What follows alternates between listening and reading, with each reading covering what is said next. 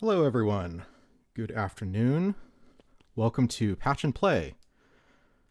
This is the second stream of May, I believe. If this is your first time coming to one of these streams, welcome. Thank you very much for checking it out. For any who have been here before, you know basically what to expect. And thank you very much for coming back. I hope you've been enjoying them. My name is Jimmy, aka Perceptes, and this is a stream that I've been doing every week for 2, maybe 3 months at this point. And the idea is that I lay out all of my modular synthesizer gear, plus a few extra goodies.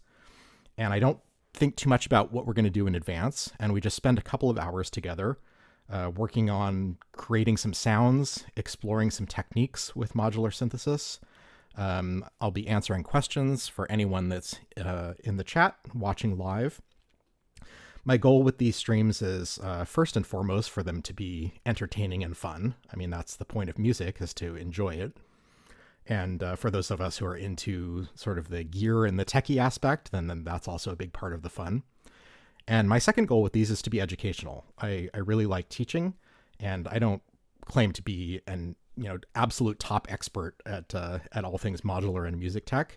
But given what you see here, I may have more experience than some folks that might be checking it out for the first time.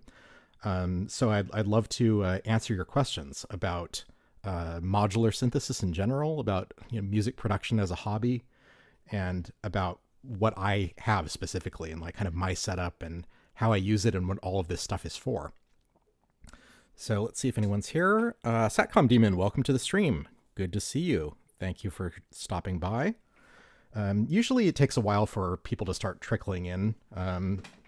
So we'll probably just get started pretty quick here, but something I've been doing the last few streams, which I am going to continue to do, is start this off with like an overview of what you're looking at. If anyone is going to be watching this for the first time and was just kind of intrigued by the thumbnail or the title and doesn't really know what to expect, has no experience with modular synthesis, and it just looks like a bunch of funny buttons and blinking lights.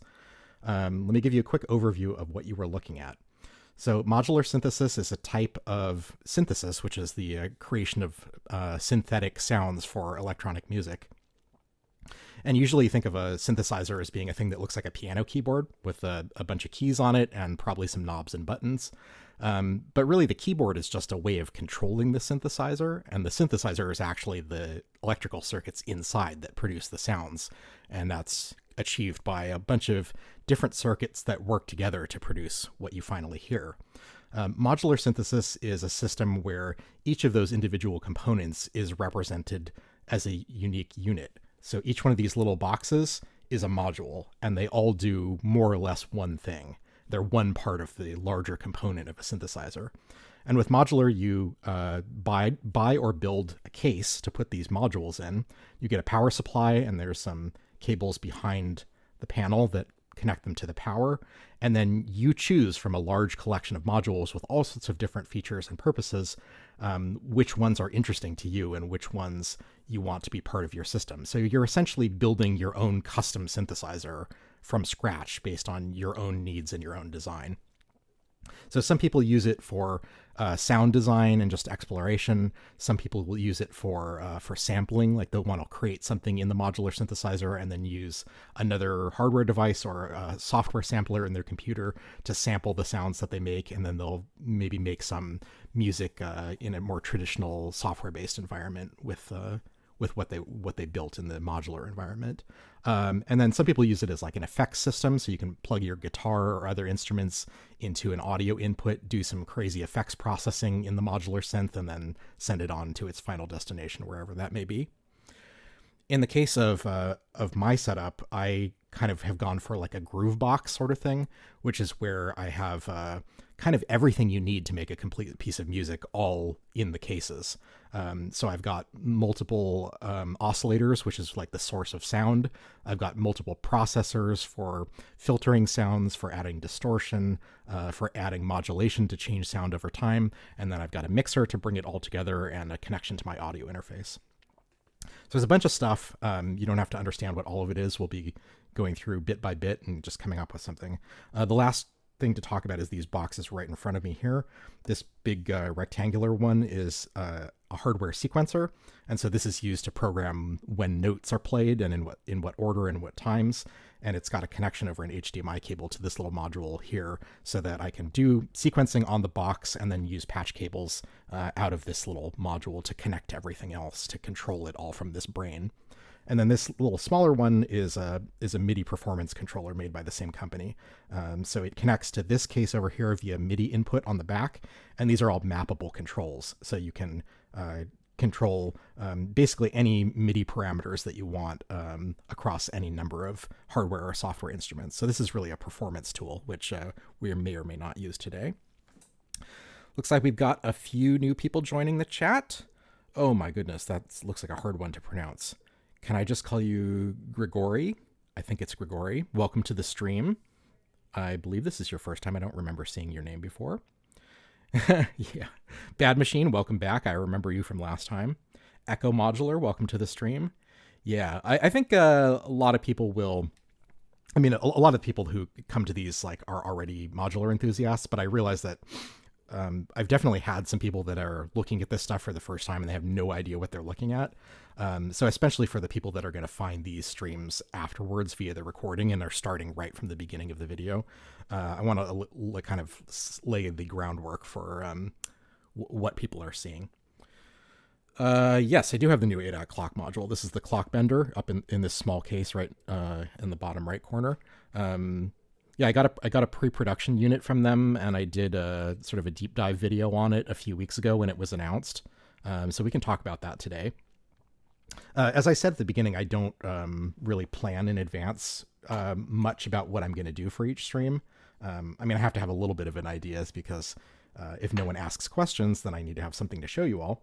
But generally, I don't want to publish in advance what I plan to do. I'd like to really have it be off the cuff, and especially driven by interaction with the people who are here live. Because if I was just going to record my process, I could do that offline. It doesn't have to be live. But the benefit of being live is that I can interact with you all and answer questions, and we can chat about what's going on in the world of modular. Speaking of which, I suspect, especially as more people start to trickle in, that we're probably going to be talking about Superbooth in this stream. That was the big electronic music and modular conference that happens in Berlin every May, and it was just this past week. So there's been a whole bunch of new gear announced, and people get pretty excited for this stuff. So I'm guessing we'll probably talk about that a bit.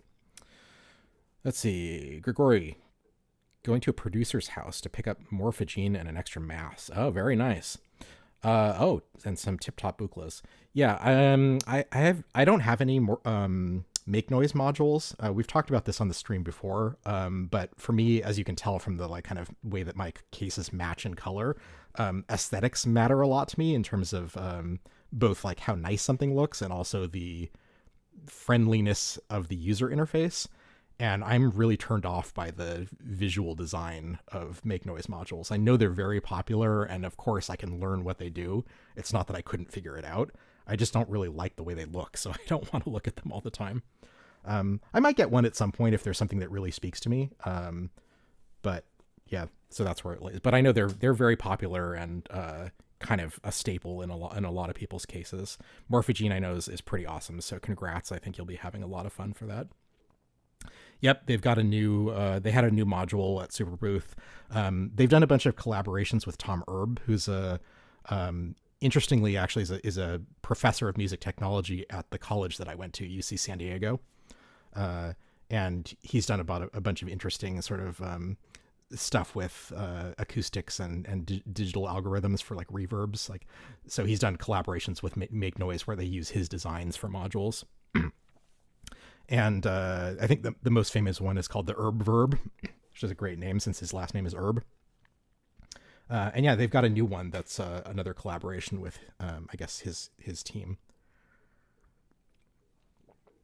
So yeah, that's cool. I don't know. I'm not really in the market for any gear this time, so I've been, following what's been new, but nothing that really is like going to be burning a hole in my wallet anytime soon. I don't think. Yes, you could change the panels, but yeah, Sound Hack is the name of the I don't know if it's a group of people, but it's definitely like the sound hack make noise collaborations are verb stuff. Yeah, totally. So one thing music wise, I don't want to just talk. I want to do some patching too.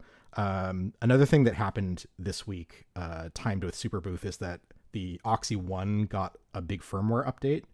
So let me boot it up. It's now on firmware 2.0, and it's been a little bit of a rough launch, to put it lightly. They released it without any documentation at all. So there's two big new sequencer modes that people are just trying to figure out by experimenting with it. And supposedly the documentation is coming pretty soon, but it's kind of a mess, and it's got a lot of bugs too. So it'll get worked out, but I was kind of curious to explore some of the new stuff and see if we can figure out what's going on. I've read a bit about the Discord and got access to some of the sort of beta documentation, so I have a general sense of how the new stuff works. Soundhack is the artist name. That makes sense. Yeah. So maybe we'll try some of this. The other thing I kind of want to do, I like to change up kind of what we've been doing from week to week, and if possible, explore something that we haven't done on the stream before. So last week we kind of did something that was kind of based in randomness. We were using Mutable Instruments marbles to kind of drive the patch, because I hadn't used that in a while. So today I was thinking maybe we could do something that was a little more focused on something rhythmic.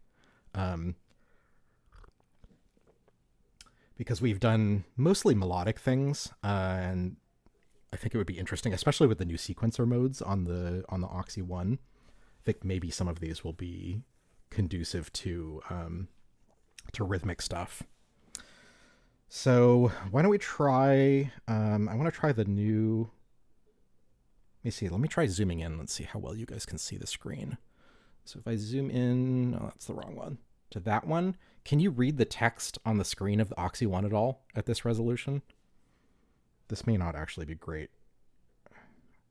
So I just have the one camera, so when I zoom in from it's a digital zoom, so we're losing resolution when we get super zoomed in like that. So there's three new sequencer types. And for anyone not familiar, these numbers right here are individual sequencer tracks. You can kind of think of them as tracks, but a single sequencer, quote unquote, can actually have multiple tracks. But in general, there's like 8 different sort of sequences that can play on this thing, and each one of them can be one of various modes. So the default one is the mono mode, which is just a single pitch sequence, but there's also polyphonic, a special chord sequencer, the multi-track one where each row on the grid is a separate instrument, and then there's a few kind of more esoteric ones, stochastic and matricial, which have been around a while. And this 2.0 updated added 3 new ones, so that we now have Domino, Saga, and MIDI player. MIDI player is just a way of like playing back a MIDI file that you copy to the SD card or something from your computer. So I'm not sure I will ever have a use for that, but Domino and Saga are essentially like the new and interesting sequencer types. And I think, let's start with Saga, because I think this is the more interesting one. Okay, so you can actually read it. That's good. So Saga is a way of decoupling the number of cells in the grid here to how long each step lasts. So if you think of this in like a traditional sort of step sequencer way, almost always you're in electronic music, you've got a piece that's in the 4/4 time signature, and the 16 pads from left to right represent 16th notes across a single measure, essentially. So every 4 columns represents a beat, and you subdivide those into 16. And so if you have like a trigger, imagine time being left to right, the first column is like the downbeat of the measure, and then when you have a trigger on one of these things, it's playing a step on that kind of subdivision of the beat.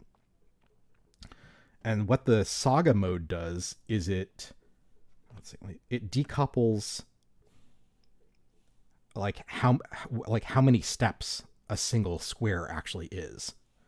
So there's a keyboard. Oh, I guess we'll have to plug this into an instrument to get something go. Oh, not a fan of the 4/4, huh? I mean, that's pretty cool. I mean, there's so much music in 4/4 that one way to stand out is to use interesting and different time signatures. So I applaud that. That is somewhat harder, I think, with hardware sequencers because they're so designed around 4/4 that I think maybe more of a problem with some sequencers than others. But actually, the OXI One is actually pretty good about other time signatures because it has distinct control with these init and end buttons based on how many steps a pattern is. So obviously you can't change the number of physical buttons on the hardware, so it's still kind of visually oriented towards divisions of 4. But you can do an uneven number of steps to create something that has interesting timings. And there's lots of ways to do that, including the Saga mode, which is what we will be looking at. All right, let me just have a sip of my tea so I don't get hoarse from talking too much.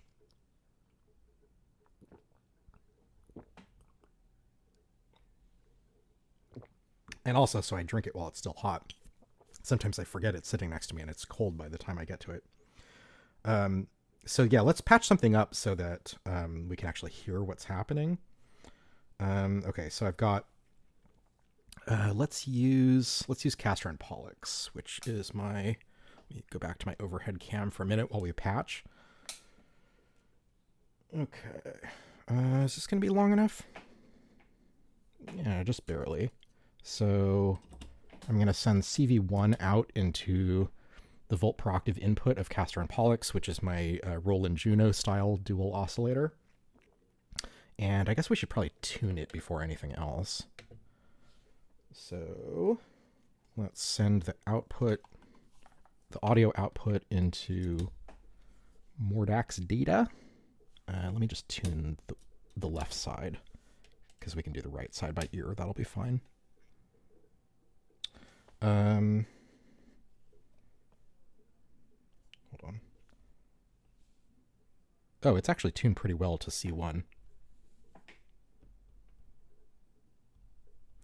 Question, how do you combine Eurorack sequencers and the external ones? How do you use both in a patch, in an artistic sense? I guess there's two ways. One is that I may not. I find that I tend to use one or the other. And part of it is just the evolution of my system, that I got some in-rack sequencers before I had the OXI One. So when I was first building my system, I think I had, what did I use for sequencing? I have a few different ways. I've talked about this on the channel before, but sort of the evolution of my case was that it started out primarily as a drum machine. I wanted to make beats that I would sample for use on the Electron Digitact. And so I started with a lot of this drum stuff over here. And I had grids from, this is a clone of Mutable Instrument grids. That was one of my first modules. And this is sort of like a preset drum pattern player. This is a very simplistic way to describe what it is. So this is essentially like a rhythm sequencer. And then I wanted to be able to program in my own precise patterns. So for that, I got the Steppy 1U, which is this one up in the top left corner of the right case. And that's a standard sort of 16-step trigger sequencer for rhythms, but not pitches. And then for pitches, I got the Mimetic Digitalis, which is this black one towards the bottom left corner. And this is 16 steps of CV sequencing with 4 channels, each of which can have different values for each of the 16 steps. So before I had the OXI One, I was doing that. I was using, and then I got marbles. So that's another alternative way of sequencing with kind of more of a generative, kind of happy accident, like explore and try to discover things more so than like programming something that you have in your mind. I use Pamela's Pro Workout a little bit for sequencing as well. Like that's very good for just creating sample and hold voltages that you kind of run through a quantizer, and then you get, a random pitch sequence that works fine for like an arpeggio or kind of a textured part. Not so well for melodies if it's random, but most of the kind of jams I did early on, it worked fine.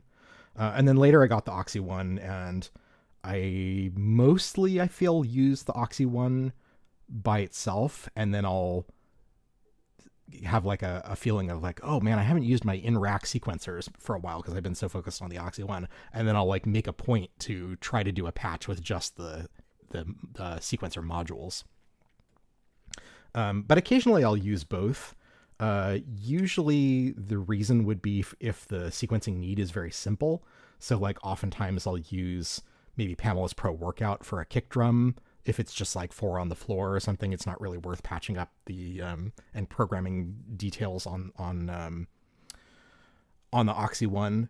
And sometimes I use them for modulation, like mimetic digitalis especially is I think very good for modulation capabilities and not so much pitch sequencing.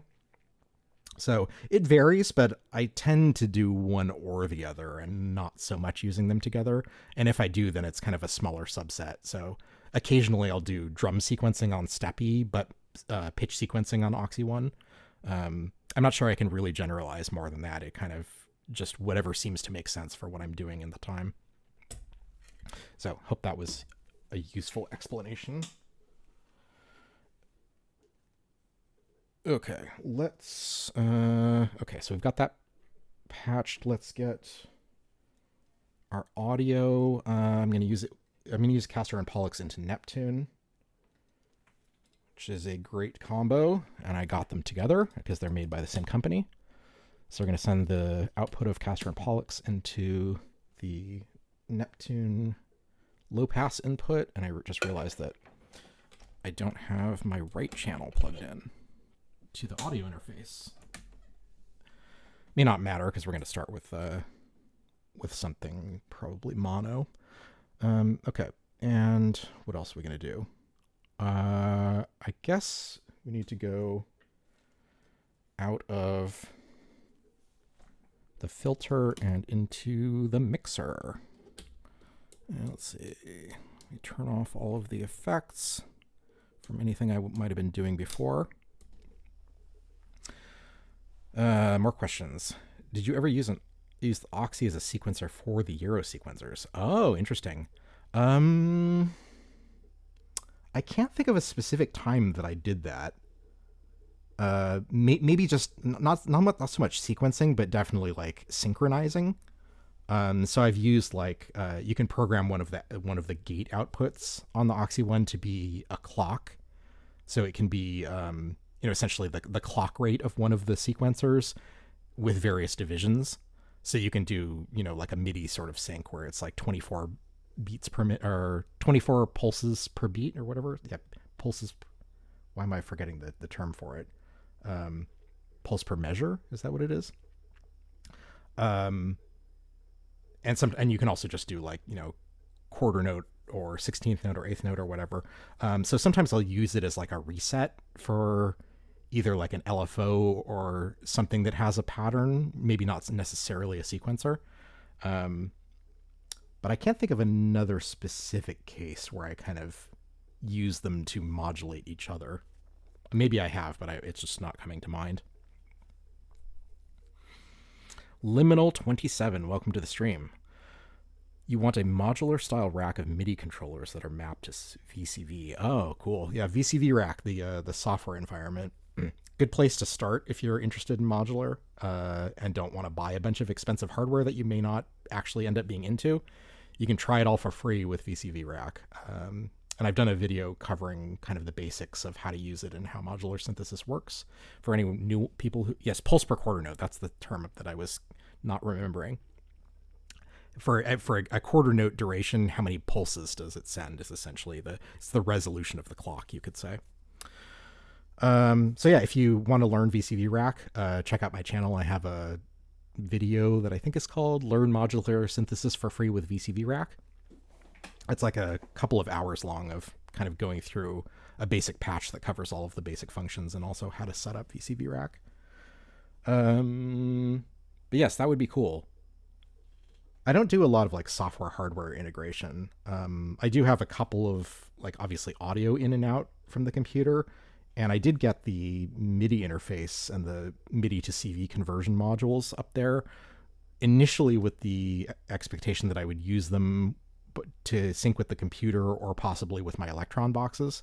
But I never really used it much for that, especially after getting the OXI One, because that was really enough control. But I've actually used it more now that I have the OXI E16, because that works. This is a MIDI controller, so I need to do MIDI to CV conversion to use this with the modular, and it's been useful for that. Okay, let us patch. What do we need to patch anything else? Oh, I guess a gate sequence. So let's take. I need probably a long blue cable. This might be longer than I need, but let's take a gate out of the first input and let's send that into Quadrax. We'll use this as an envelope for the VCA and the filter to create our voice. And then I'm going to take 2 long cables and I'm going to use the same trigger on 2 channels of Quadrax. And I'm going to patch the first one into the VCA. Neptune has a built-in VCA, so you can use it as a VCA and a filter. So first channel into the VCA, second channel into the FM input. So we have envelope over both the volume and the filter cutoff. And then let's try to get a sequence going. Let me make sure I have this set up right. Second sequencer. I don't need that one right now, I don't think. Okay. So, yeah. 1 and 1. So on Saga... Okay, and there's our sound. How's the volume of that compared to the volume of my voice?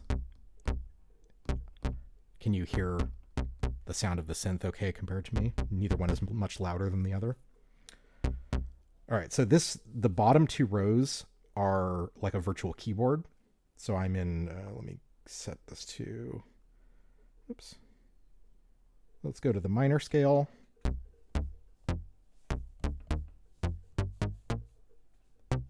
So you've got 2 octaves of sort of pseudo keyboard. You can kind of see the red step is showing that it's a tone that's outside of the key.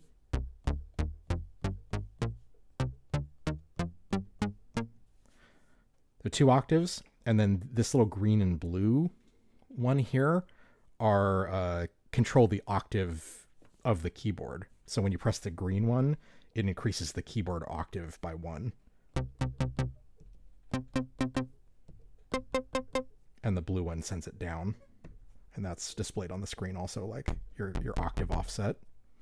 And then these 6 pads in the right corner are velocity values, kind of just fixed values from fairly low to 127, I think. And this influences, like, when you place a step, what the velocity is. I don't know that we're going to use this, but maybe we will. So then all of the other pads above these bottom 2 rows are what OXI calls a stage. And a stage is like a step, except that it can be any duration. So again, the point of Saga is that the physical layout of the pads are not related to how long each pad lasts when you play the sequence. So let me, if I hold down a note and then press that first step. Oh, why did it put a chord there? That seems right. So if I hit play now, it's just playing that one step. See, if I hold down end, it says 1 to 1. I don't know if you can see on the screen, but when I hold down either the init or the end button, it shows which step is the start and end of the sequence, and you can loop, fewer steps than there are pads on the grid. And I think by default, the Saga sequencer will just extend the length of the pattern every time you add a step on a blank pad. But if I hold down the pad, let me go back to the, actually, let me put down a couple of these. So let's do maybe like a minor third on the second step, and then back to the root on the third step. So if I hit play now, then we should hear 3 notes. Well, I guess I should pick a different note here. right?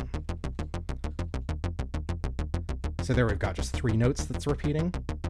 But the thing that's cool here is that you can hold down one of these steps, and then let me zoom in so you can hopefully see the screen. And then it's got per step control over the duration. So you see in the top left, it says STG1. That's like, this is the first stage. And the duration is set to 1 by default, but you can increase this. So I can set it to like 3 steps. And then maybe we'll set the second pad to 2 steps and leave the third one at 1 step. And so now when we play, you hear how it's staying on that first stage longer than the second one because we gave it, it's essentially 3/16 notes worth of time that it stays on that first pad before it advances.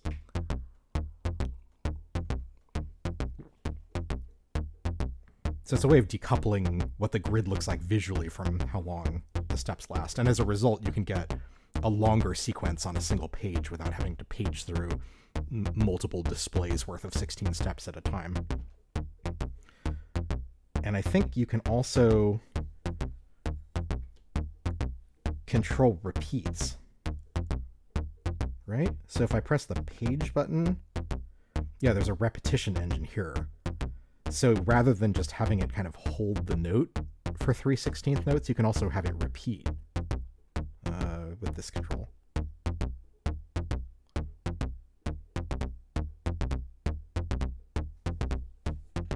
Yeah, you hear that?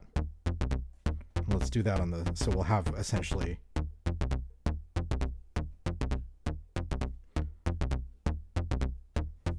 put this back to C.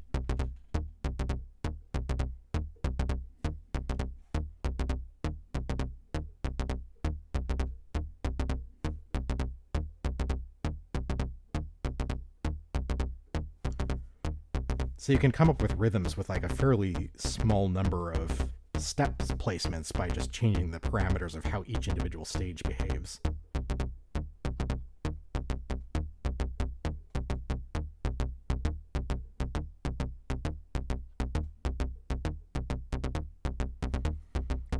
So you can set a number of repeats per step, and then also the duration that those repeats should be spanned across.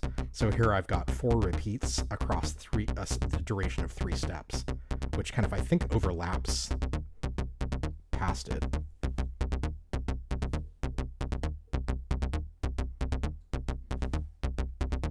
So it's kind of a good basis for something rhythmic, I think.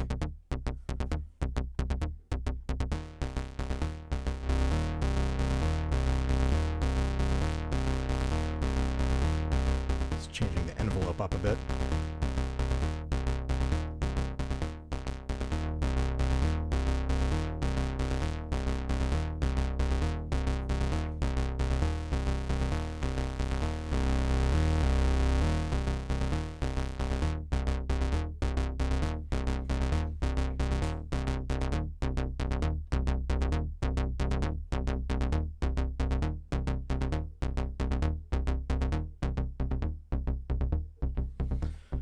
All right, maybe we'll stick an effect on this just to make it a little bit more pleasant to listen to as we build on top of it.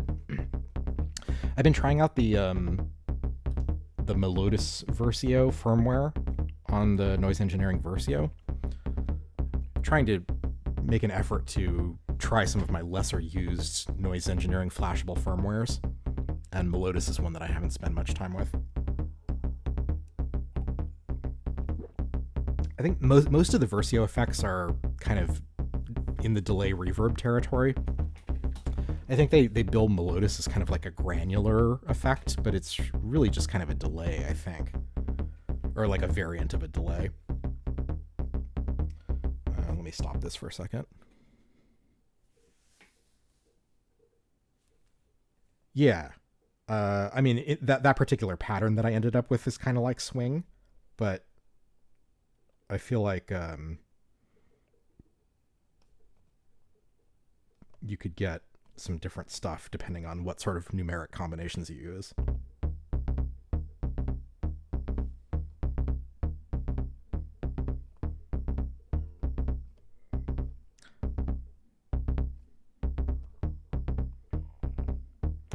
I forget what these top right controls do.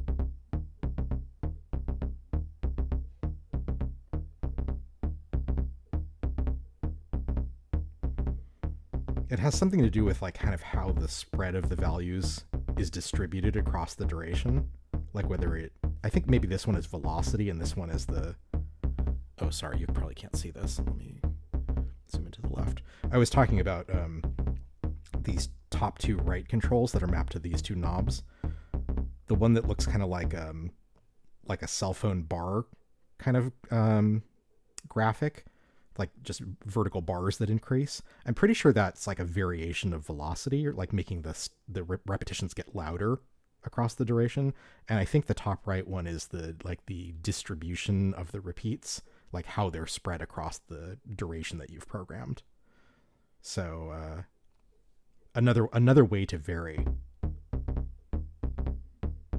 Let me turn up the volume just a little bit, so you can hear it a little better over my voice. Yeah, so I was just going to patch up the melodus. Let's do that. So yeah, we'll do it as a send, and I think these cables should be long enough.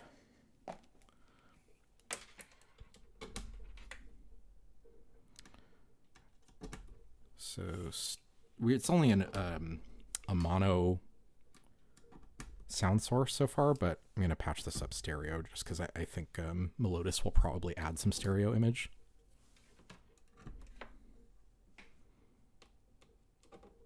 All right, let's dial this in.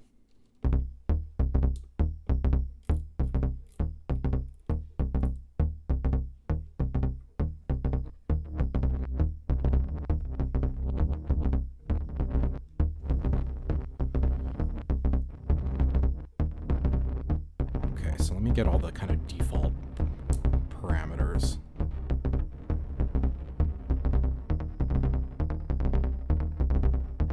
Now this is a time when I may actually want to get a clock out of the OXI One, because this is a clocked effect.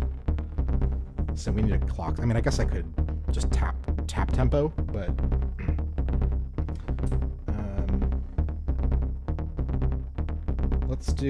let's set the second CV channel to be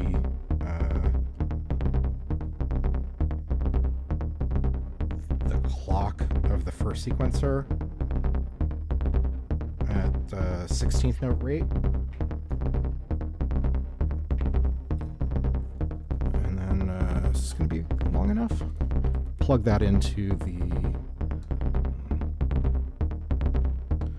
I think that's the flow input. Okay, so now the effect sounds synced to the clock.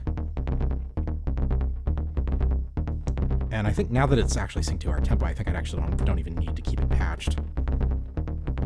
It remembers the tempo until you clear it.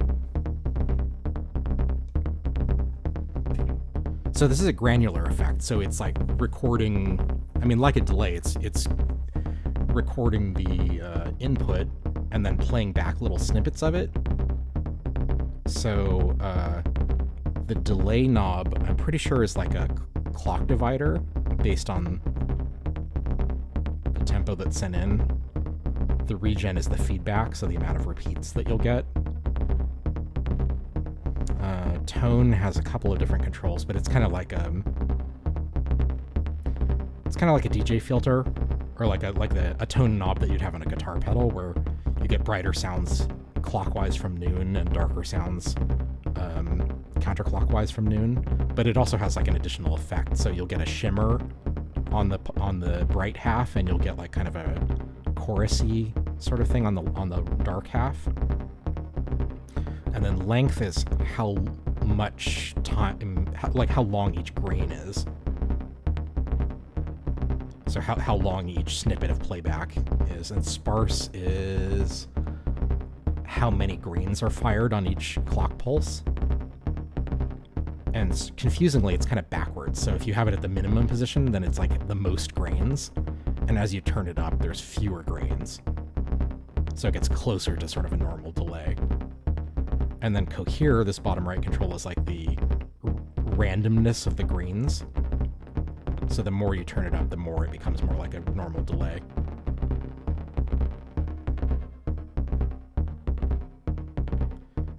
So if I want it to just sound like a delay, then I kind of have to just kind of find the right combination of settings. It's kind of got a cool echo to it with that tone knob up.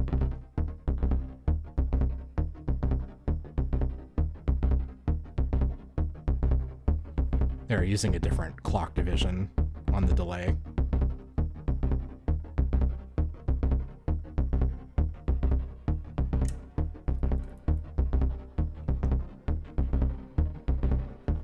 It's kind of cool.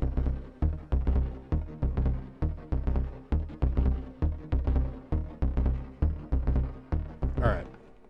Let's not let that repeat forever. Or should we add more steps? I don't know. What would make this more interesting? Should we just let that little bit be our kind of rhythmic basis? Or do we want to make that more complicated? I guess, well, let's try adding a couple more stages. Maybe we'll do an octave on this step.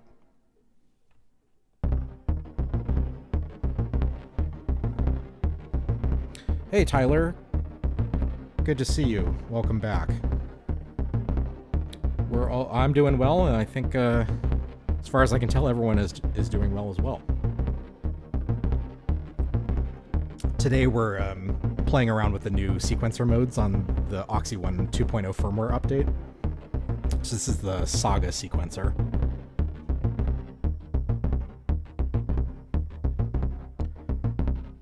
Now I think on the third page, yeah, okay, this is cool. Let me zoom in on the left side.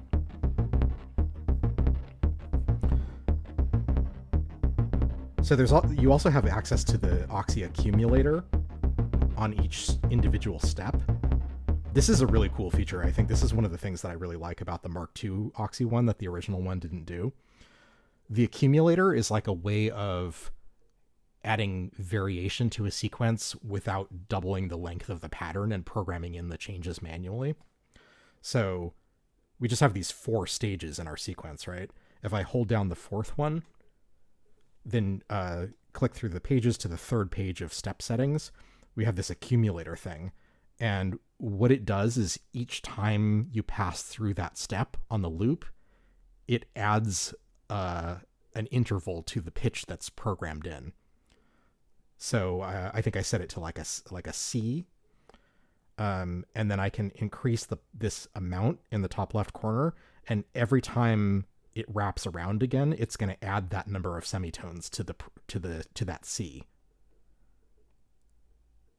So if I do like 2 semitones, the next time around it'll play D, and then next time around it'll play E. And then you can give it a ceiling of how high it should continue to accumulate, because each loop builds on the previous one. It keeps track of sort of the position of the accumulation across multiple cycles, but you can tell it to reset when it gets to a certain point. So in the default settings, I'll set it to like maybe we'll do one semitone per loop, and maybe we'll bring this down. So the positive limit says that when it gets to 4 semitones above where it started, it should reset back to the beginning according to this mode. So I'm just going to do clip, I think is what we want, where it gets to the top and it just resets all the way back to the bottom. So if I hit play now,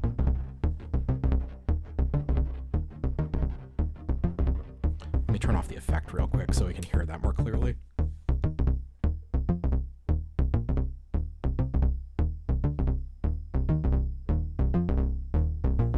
You hear how the pitch is going up every time, even though there's just 4 steps. So it's essentially like a longer sequence with a shorter number of steps, you just get built-in variation. You can see in the bottom left corner, it has a little counter that shows the current state of the accumulator. So it's going 0, 1, 2, 3, 4, back to 0 when we hit that top step.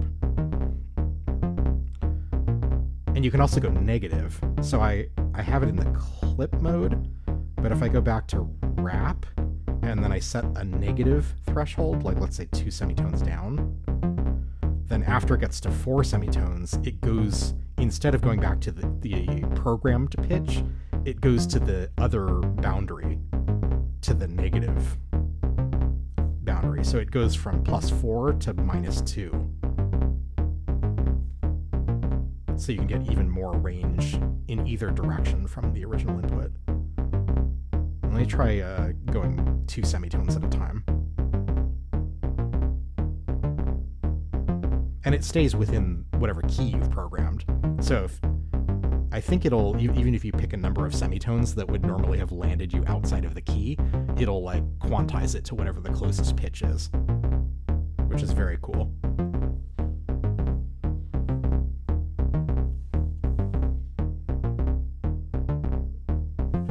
Yeah, let's bring that effect back in. Also, we need a kick drum to anchor this, right? I think that's a must. So let's go, maybe I'll bring that second gate back in. We'll make this the second gate output of the OXI One is going to be a clock, quarter note clock. And then, let's use Bassimilus for our kick drum.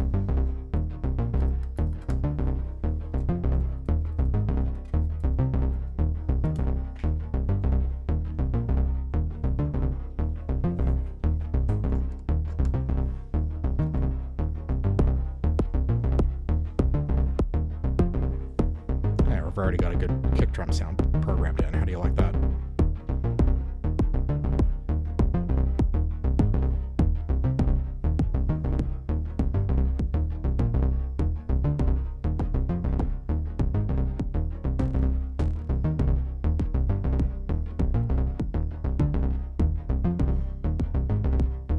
Not bad, not bad.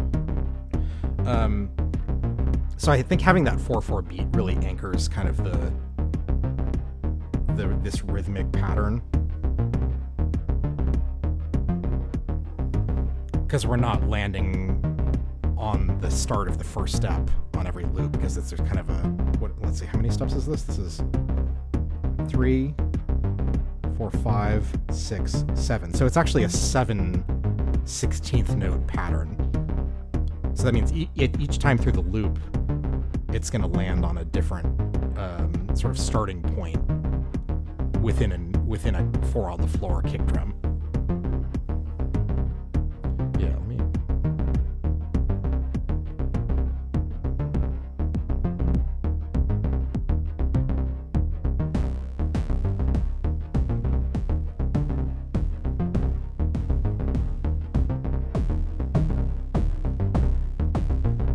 Just dialing in a kick drum sound.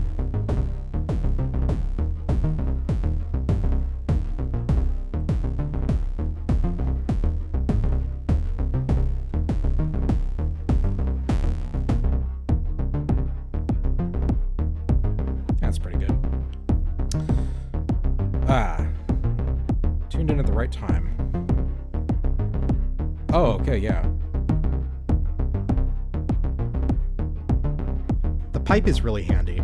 It's it seems kind of like maybe a frivolous purchase, because it's like you're just changing where you plug in the cables, but it does help with the kind of spaghetti of and the fact that, you know, at least from the vantage point of kind of looking down at it from the front, you can't see the back. Like from where I'm looking, I can't see the jacks on the back, so I would have to constantly flip it up. It's very nice to have the pipe.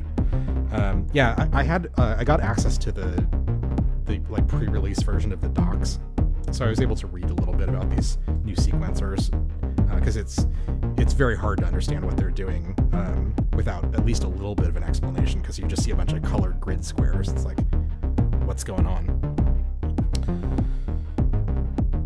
Best videos to watch to learn more about MK2. Well, I guess the best ones are just the ones that Aura has been doing on OXI's official channel. They're kind of slow to release, given that the device has been out for a year, and there's a lot of stuff that hasn't been covered yet. But also, most of it is the same as the Mark 1. So you can watch all of the old Mark 1 tutorials, and it'll pretty much, everything will apply. If you started with the, if you only got the Mark 2 and never had the Mark 1, and you're learning it all for the first time, all of the Mark 1 content will still be 100% applicable.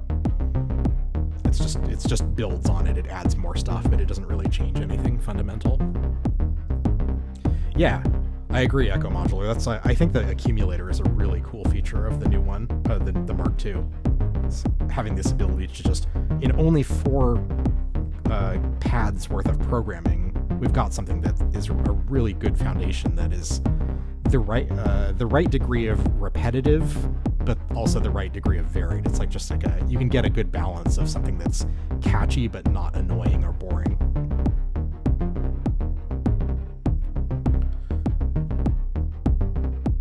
I bet there's a bunch of other video content for OXI One, because it's such a popular sequencer. I know on YouTube, Synth Dad has done some sort of, I think it may be Mark 1 that he did. I remember watching his videos at some point, but it's probably been a while. I can't remember whether it was before or after the Mark II sequencer came out. Let me stop this for a second.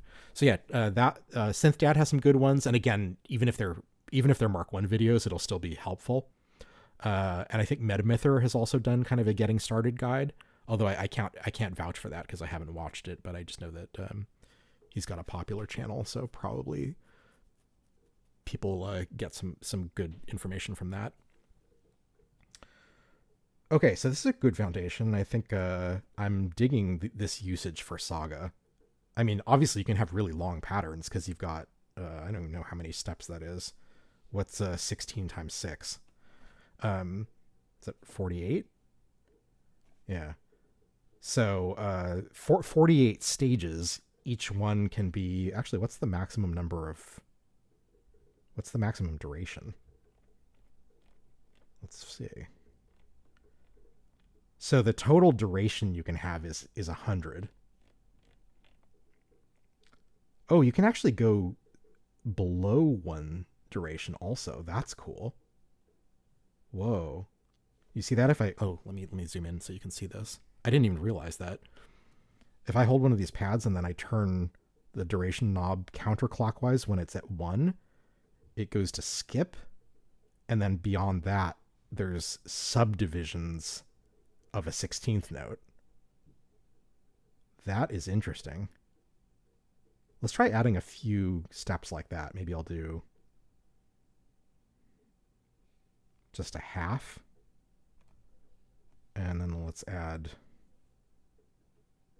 maybe like a perfect fifth here. And another half. Let's listen to this. Oh man, that's cool. I don't know about having them right next to each other, but maybe let's go to let's do 2 steps there, and then 1 step, maybe an octave up, just a C. Oops.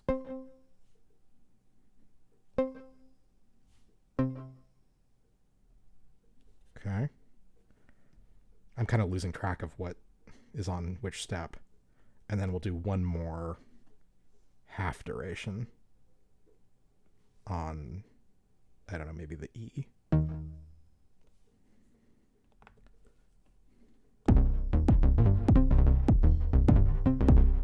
Oh, that's nuts.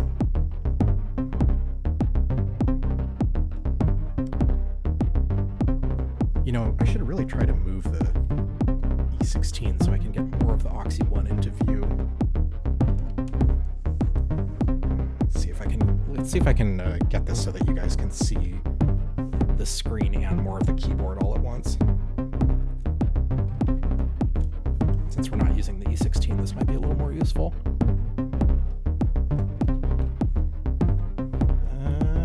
Pretty close. Alright, it's maybe better than nothing. You didn't have the first version? Okay, yeah. 100%, everything you find for the original OXI One will be exactly the same on Mark II. Alright, I don't know about this. I think maybe I kind of wanted to have two half steps, or two half duration steps, just so we don't have like a full loop that's not an even number of beats.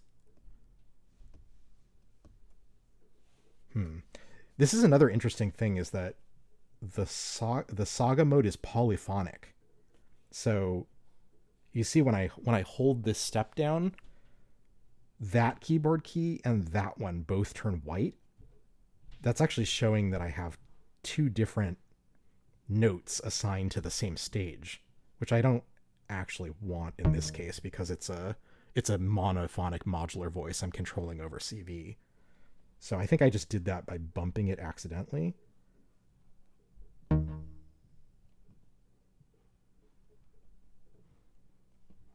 Okay.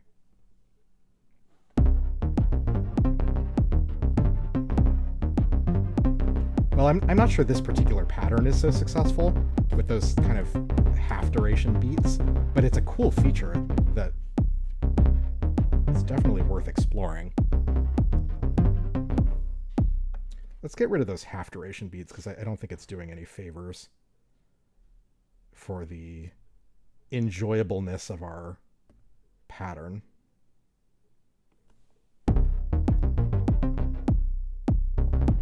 Oh, that's weird. Oh, I hit an extra beat there accidentally.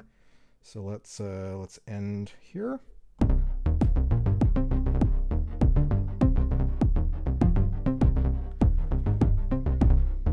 This may be a little long. Let's get rid of that last step.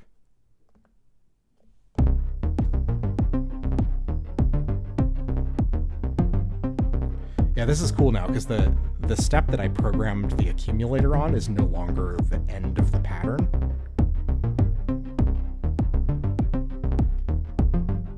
But maybe we want to do some more accumulation on the last step again.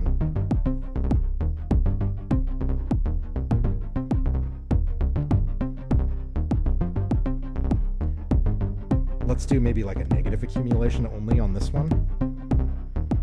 So I'll say it can't go positive from its default position, and it can go down a perfect fifth. And on each loop, we're going to decrease by one semitone.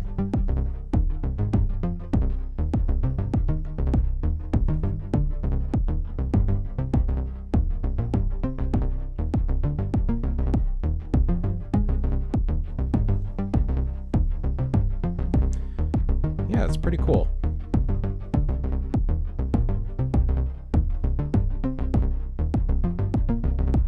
I'm wondering though is Castor and Pollux maybe not responding to that? I'll try mute. Can I mute individual steps? Yeah, I can. Okay, I think I can't go negative because this particular instrument that I have plugged in. Oh, it's not going down. Oh, I must have turned it off. Okay, I somehow accidentally reset the accumulator. That's why it wasn't taking effect.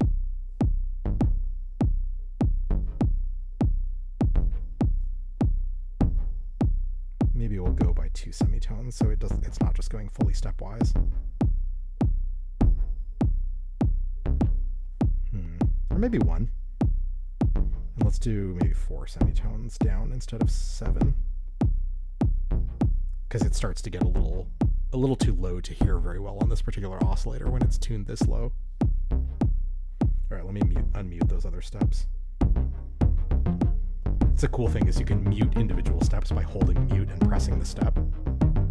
Or I guess stages in this particular sequencer mode.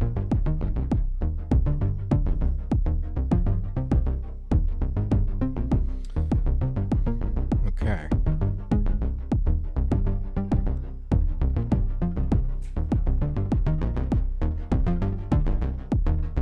How about an LFO going into the second FM input on Neptune?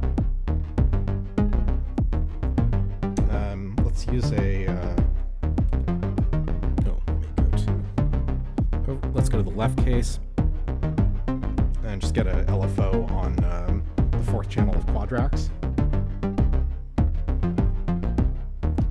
And then I'll plug that into the second FM input on the filter.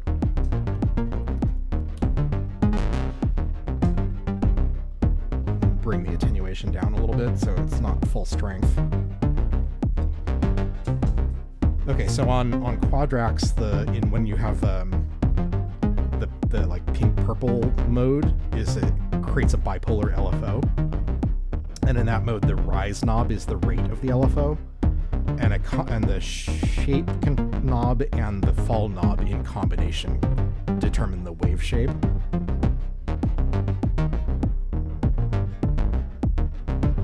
I think having them both right in the center is a sine wave. This is one thing that's a little fiddly about Quadrax is like, unless you use it all the time, I don't think you're ever going to remember which position combinations of the knobs are which shape. I think it's this maybe. Yeah, that looks like a sine wave to me. You see that LED goes green when positive, red when negative, and it's kind of just fading back and forth between the two smoothly. That looks like a sine wave to me.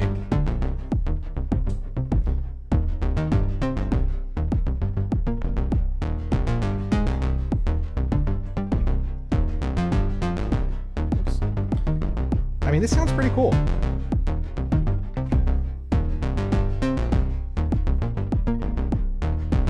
Should we do some more percussive parts that are not exactly divisions of four on the loop? I think that might be good.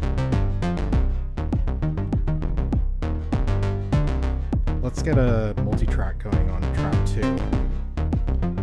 Okay, so left. So on the second sequencer, I'm going to set it to be a multi-track. Actually, you know what? Let's do what Grigori was saying earlier and mix the use of the OXI One with in-rack sequencers. Let's do that.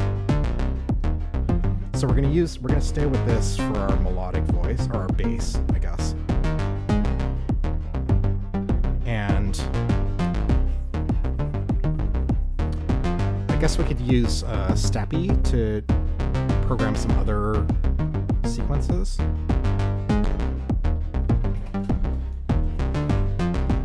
So let's clock Pamela's Pro Workout, which we can use to clock divide as needed. So this is another handy thing about OXI Pipe, is I'm going to send the clock output of the OXI Pipe into the clock input of Pamela's Pro Workout. So that'll sync Pam to the main tempo that's being controlled by the OXI One. And then this run input will also start the Pam going and stop it whenever the sequencer is going. Let's reset whatever I was doing with this before. Okay, so now let's use that. We'll send a 16th note clock to Steppy, and then copy the same reset signal to Steppy. I guess I could have just sent it directly to Steppy, but I have a feeling we'll maybe use Pam for some other rhythmic stuff. let me stop this for a second and think about what we're going to do. Oh yeah? How did the, have you been messing with the VSX headphones? Learning about what settings are useful?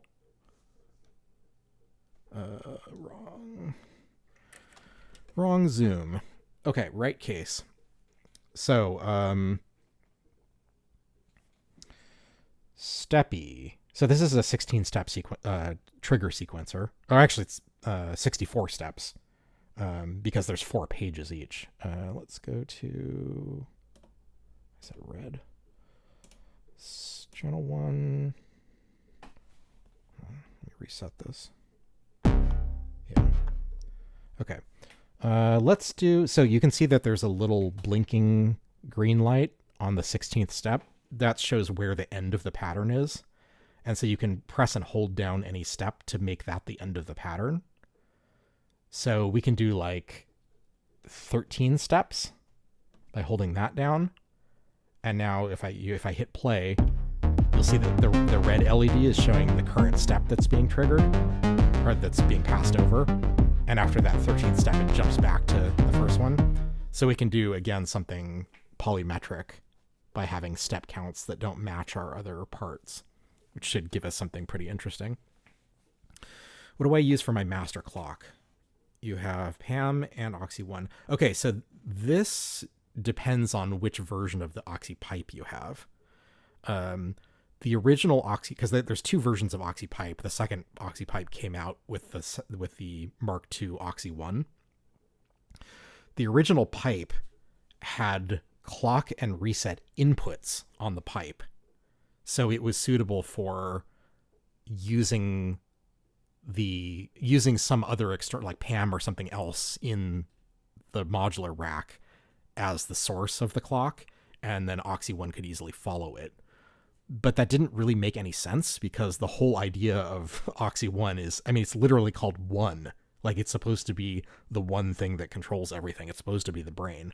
So I think that they realized that having the clock signals go from the pipe to the OXI One was the wrong choice in the hardware design.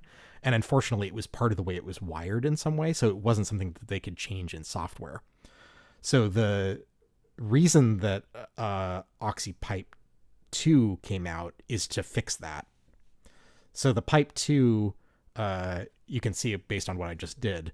They now have a clock output and a reset output, which is 99% of the time what you want. I mean, I guess I shouldn't say that, because everyone's use case is different. But for my use case, I would always want the OXI One to be leading the tempo, and then using PAM to do further subdivisions and sequences. You can still do the reverse, because you have the clock in and out jacks on the back of the OXI One.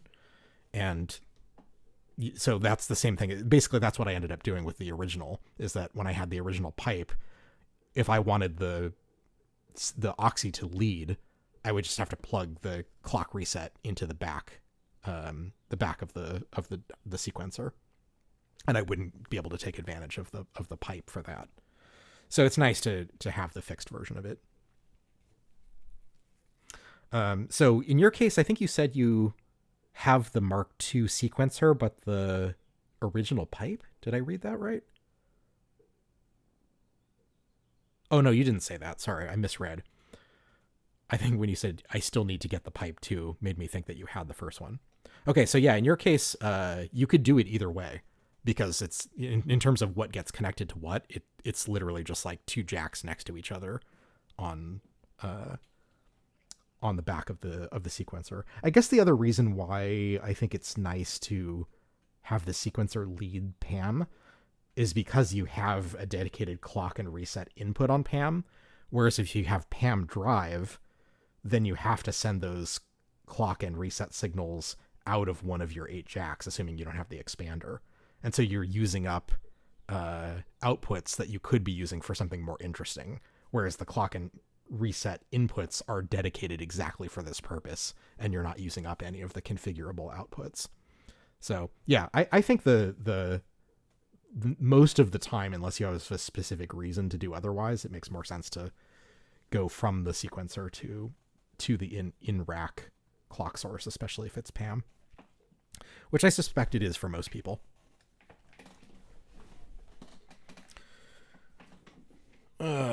Let's see. Did I finish my tea? Oh no, this is probably cold by this point. That's okay. I'll just pretend it's iced tea.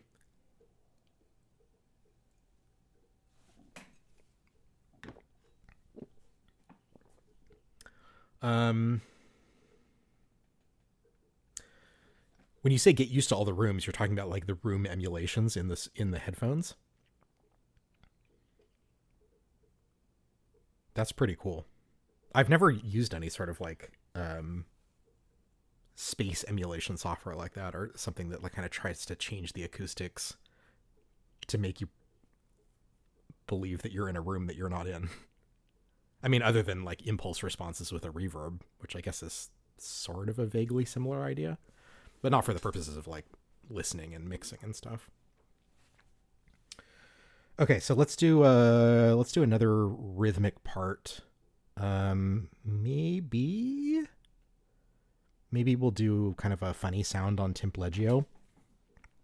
I'm still not sure how I feel about Timpleggio, the Leggio platform from Noise Engineering. This 6HP is like one of their platforms, so you can flash different firmware onto this. And I bought it as Timpleggio just to have kind of like an easy to use hi-hat sound, but it doesn't have a lot of like timbral range that I actually like, and it's got a lot of weird percussive sounds that I mostly wouldn't normally use. But since we're trying to get wacky here, maybe this is actually a good use case. So let's patch, let's see, is this short cable going to be good enough? Let's patch the input of Timpleggio to the out of the first channel here. And I'm just going to pick a few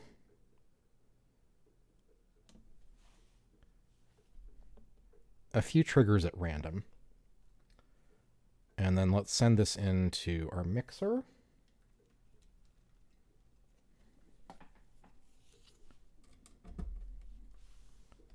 Maybe I'll use channel 3 for this. You might still want to clap on channel 2.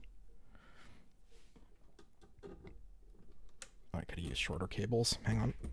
Try to keep the spaghetti under control.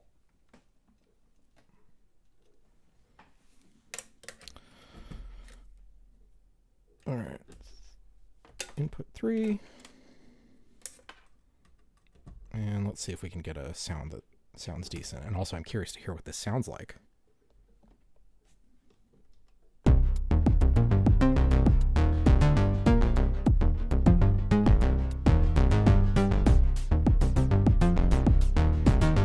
So I've got, Timpleggio has 3 modes that are essentially kick drum, snare drum, hi-hat in terms of its sort of the general sound of the emulations.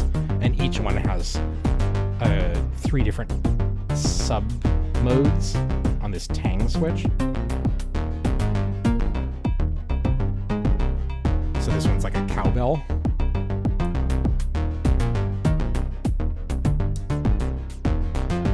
Yeah, let me actually mute the other sound so we can hear it more clearly. So this is like kind of the normal hi-hat sound that I use mostly. And this one has like a little bit of a pitch envelope on it. So it's got that kind of laser sound on the attack.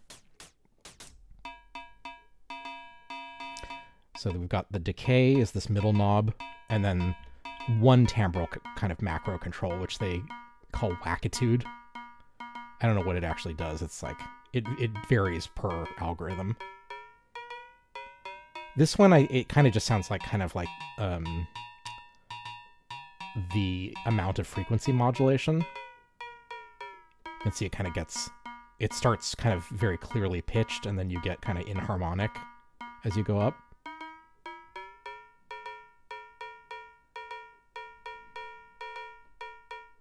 Maybe this is actually okay. I don't know.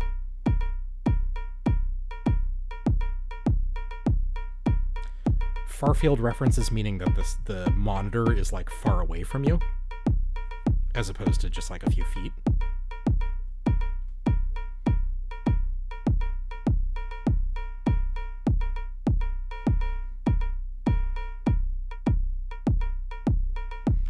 Maybe we'll send a little bit of this to Melodis. I'm not sure this is going to sound good. I mean, I don't hate it.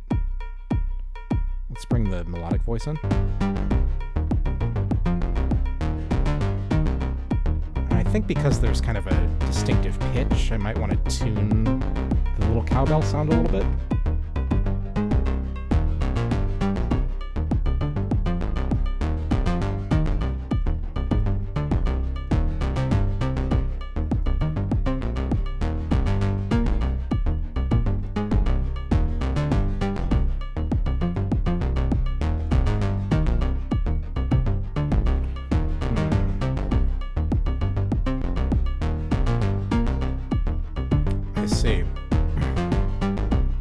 Not the kind of thing you would normally have in a bedroom studio because you don't have the space to have them much farther away from you than like on the desk that you're sitting at.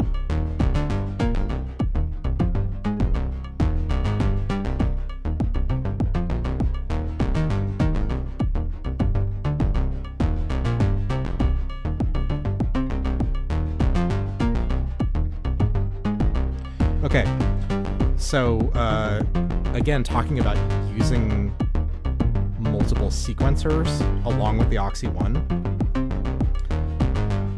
I'm thinking that this sequence of the Timpleggio could be improved a lot by varying the decay time, and Mimetic would be a great sequencer for that. So if I just do load, set the first channel, just select random CV values for all 16 steps. And then we take the CV output of that channel into the decay input. I can use a shorter cable. Into the decay input of Leggio.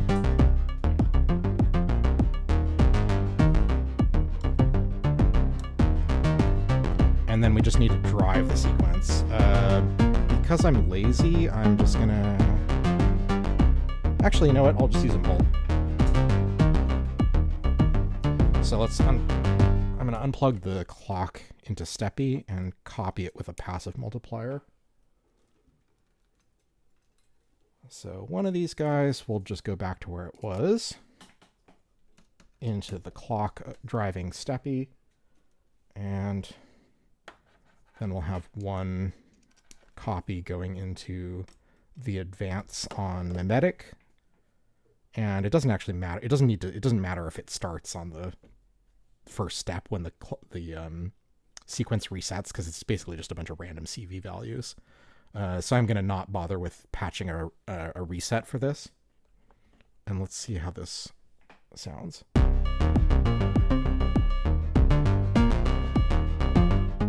Still maybe a little much. So what I can do is, if I hold 0 while I hit shred, then it reduces the range of the CV values so that it's only like 20% kind of the full range that it would have. It's basically like between 0 and 2 volts, I think. It's good for using it for pitch sequencing, because you usually don't want like a huge range of pitches in a melodic sequence. But it's also useful for just kind of general purpose attenuation like this, if you just want a little bit of modulation, but to keep it fairly subtle.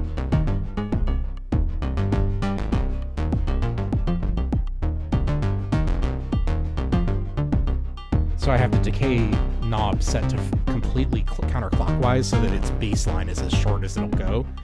And if there's a CV value that's greater than 0 on any given step that happens to land on a hit, then it'll increase the decay just on that hit. So let's listen to it by itself without the effects, so we can really hear that.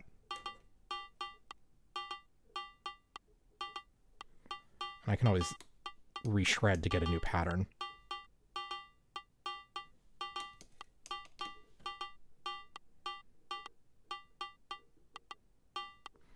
Might want the bass decay a little bit longer.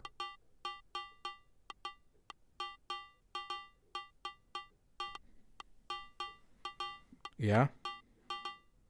I'm not sure I love this sound, but I was just trying to do something different than I usually do. What do you all think?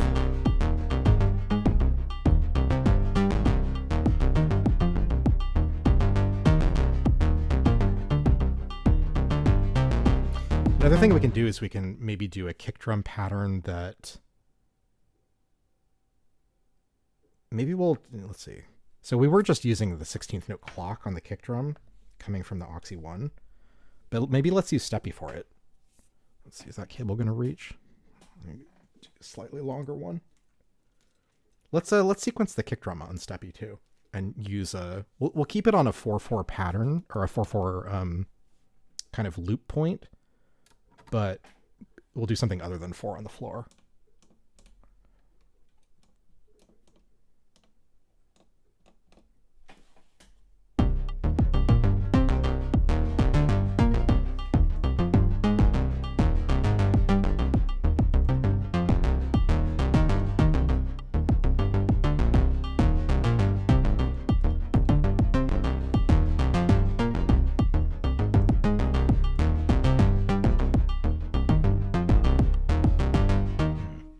Sure. Professional studios usually didn't have. Oh, interesting. So yeah, Farfield. So what's the use case for it? Why is it to simulate like what it might sound like in a really large space, like a concert hall or something? Like why would you? What's the use case for needing to monitor with Farfield speakers? Yes, I agree. The bell is kind of weak, so I feel like we need to do some processing. I mean, so one obvious thing we could do is send it through Icaria because that's got a drive circuit on it. So let me get some short patch cables since they're right next to each other, and we're going to send this to the outputs on Icaria, and then the outputs of Timplegio will instead go into the inputs of Icaria, and I'm going to bring down the level on the mixer because I'm going to turn up the drive. Let's just turn off the other voices for now. And we don't want to filter it, at least not yet.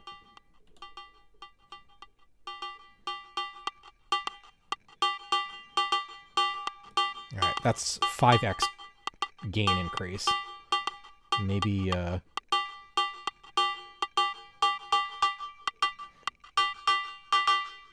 don't want to make it too annoying, but that's much more biting because I'm doing some high pass filtering with a little bit of resonance, so it's giving a lot of increase to that upper frequency.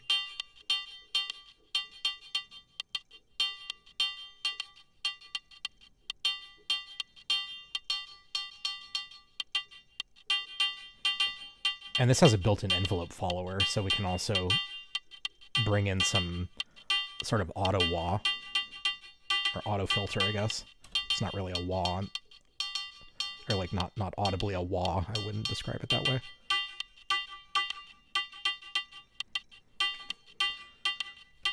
Having large enough speakers to reproduce all the frequencies. Oh, interesting. So it's more about getting a more accurate range of what you theoretically should be able to hear.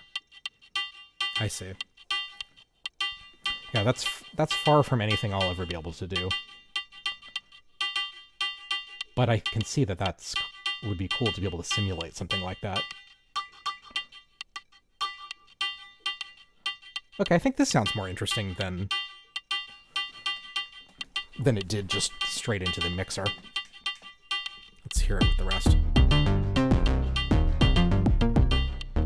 And I need to bring it down a little bit. I don't want it to be overpowering. Let's give it a little more, send a little bit more of it to Melodis.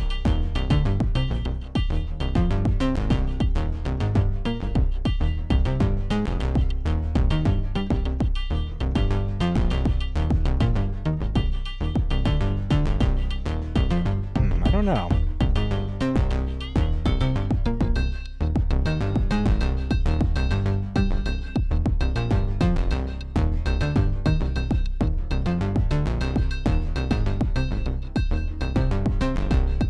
I don't hate it and I don't love it. I don't really know.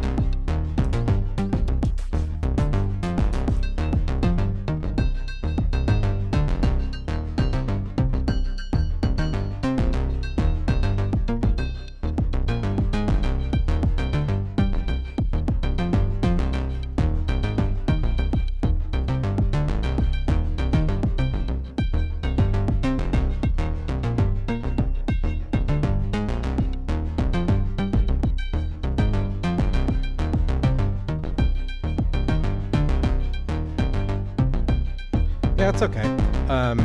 The other thing we can do is throw an LFO on the left-right frequency spread on the filter.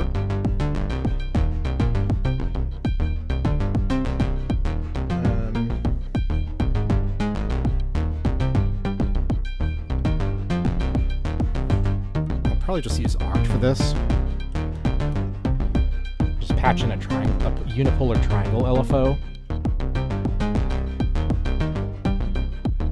And that's going to detune the filter cutoff between the left and the right channel. So we'll get kind of more stereo image.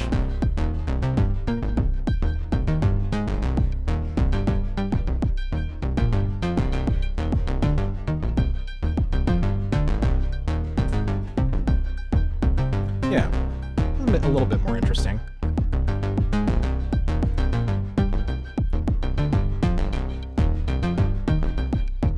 I feel like a little bit of this goes a long way.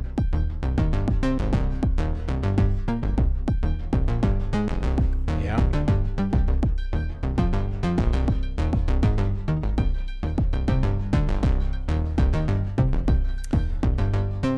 I've got Walk 4 here from Your Analog that I've got for a couple more weeks. I'm working on a video of it this week. It can actually be used as a noise source. So maybe we'll send this through a VCA for like another percussive sound. Maybe we'll use that instead of Fracture, which I would normally use for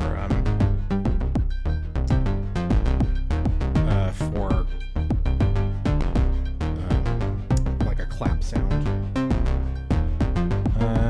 I've used all my filters in the right case, so let's go back to the overhead. Let's patch one of the outputs on Walk 4. I guess we'll have to go into... I guess you can use Dual Dagger, that's not too far.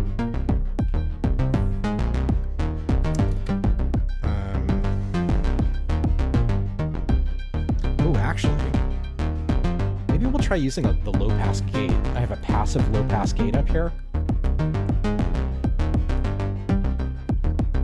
And maybe we'll just send we'll send a trigger into the CV. Not sure if this is going to sound good. This is 100% experiment. Let's go to the third channel, and I'll do, I don't know, another sort of 6 steps, and we'll just have a trigger on what would have been the sort of backbeat, but then it resets sooner than it should. And we'll just send the trigger straight into the strike input. It's not really a strike input, it is a CV input, so I'm not sure how this is going to sound.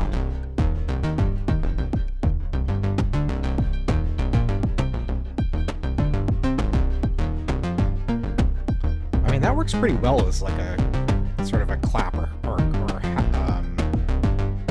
hat or sort of snare sound.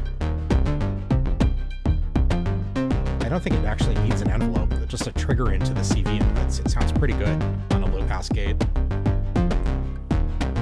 Because it's essentially like a filter and a VCA combined.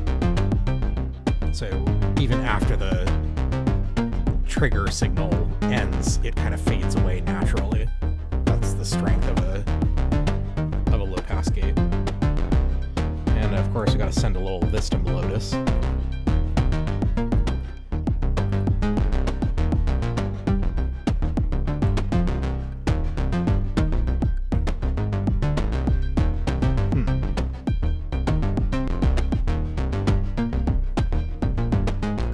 More rhythm.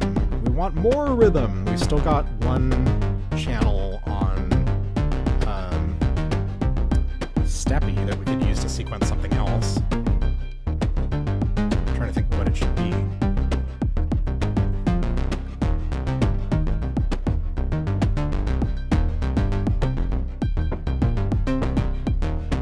Also on,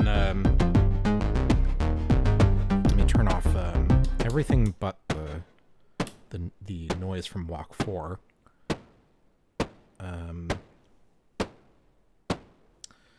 So this guy, the constrain control will change the quality of the noise. This is a complicated module, so I'm not going to explain it unless anyone has specific questions. I think it's probably not going to be the best use of time.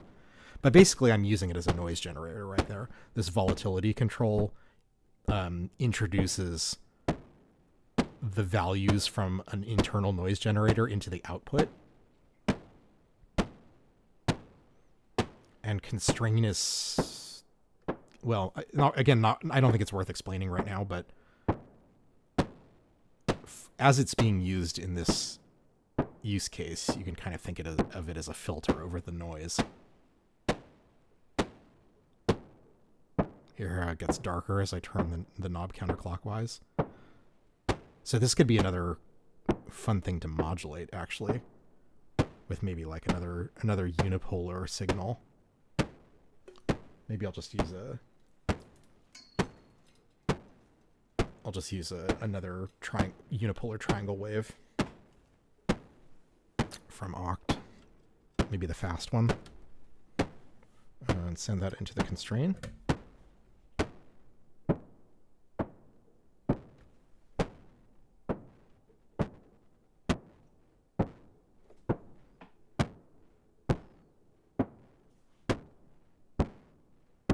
Bring up the offset a little bit so it doesn't get too dull. But it'll just give a little bit of variance to each hit.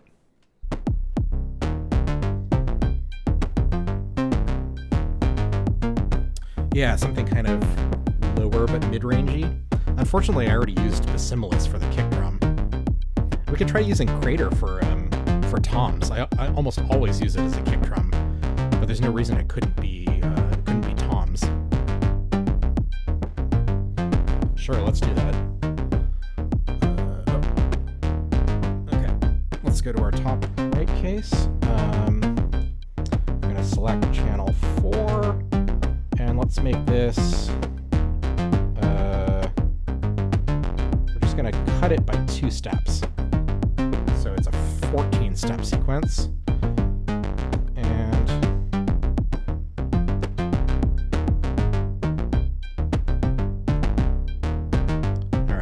Just picking some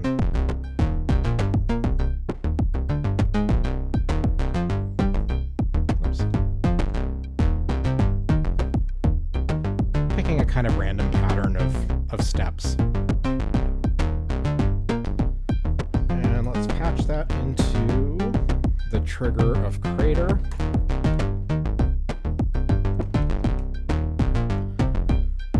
And then send our audio. Audio into the mixer.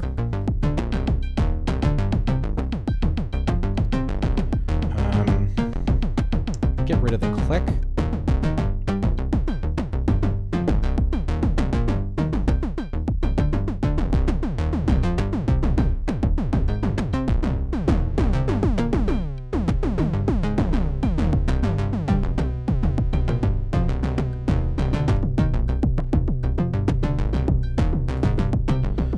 So I think critically we're going to need to vary the pitch of this to make it sound a little bit more like a tom pattern.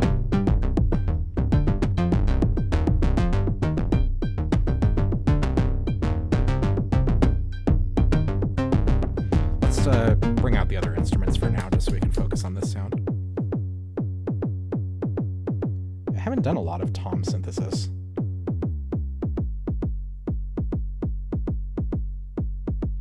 Trying to imagine, like, it obviously needs to be. Let's turn off the pitch envelope entirely. I feel like that's maybe the right kind of pitch range for a tom.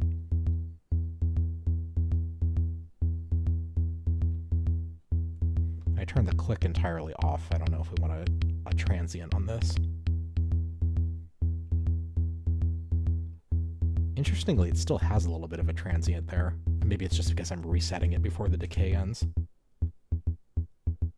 Yeah, it doesn't crossfade when a new hit comes in. That's probably okay. You won't hear it in the mix anyway.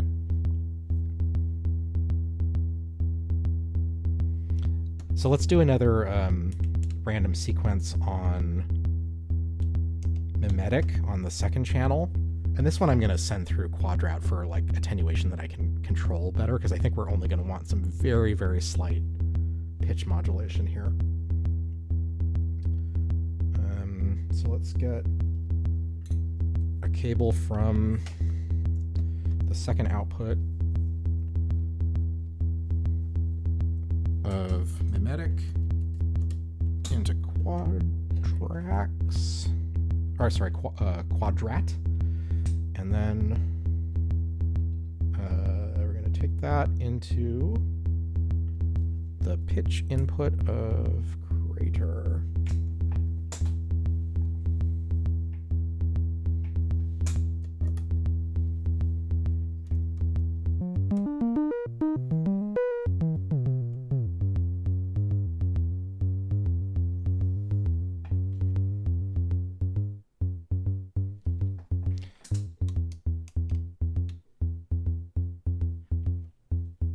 It's not exactly a tom sound, but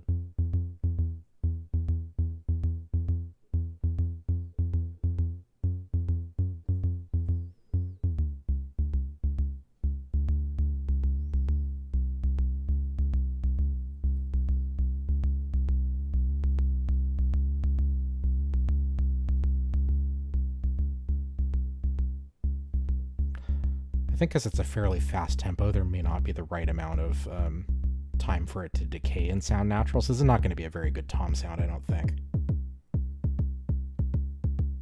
Give it a little pitch envelope. I don't know, what do y'all think? This also needs to be louder. This is always a problem I have with Crater, is it just doesn't have enough drive. But we can improve that a little bit by just giving it some fixed CV into its saturation input.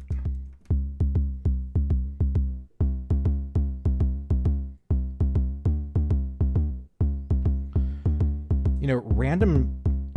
Let me stop this for a second. I think a random pitches, or random CV values may actually not be a good idea here.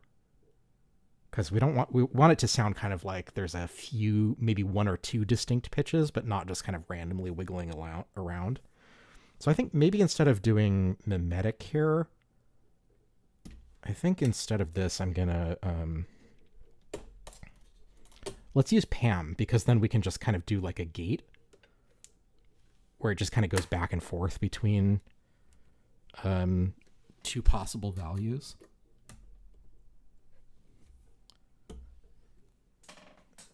Okay.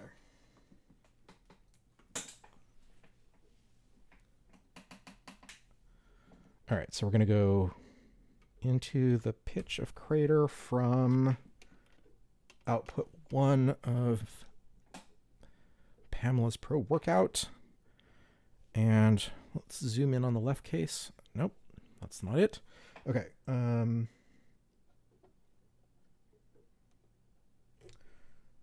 Yeah, so let's just do,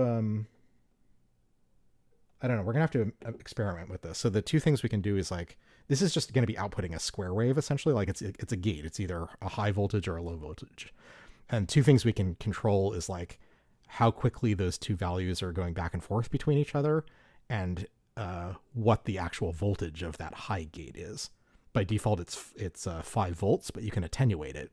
So we can, if we tune our drum to kind of like, if I unplug this for a second, maybe have like that as kind of like our low.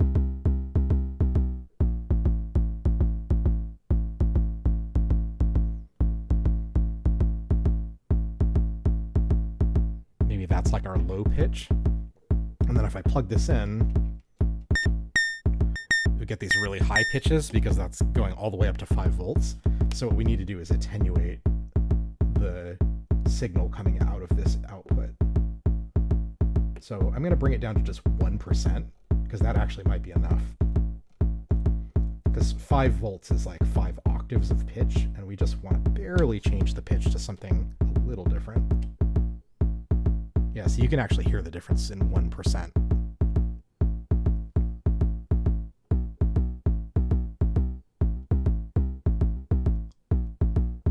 So this is not a realistic emulation of a tom at all, but just trying to give kind of pitched low percussive sounds that with 2 different pitches.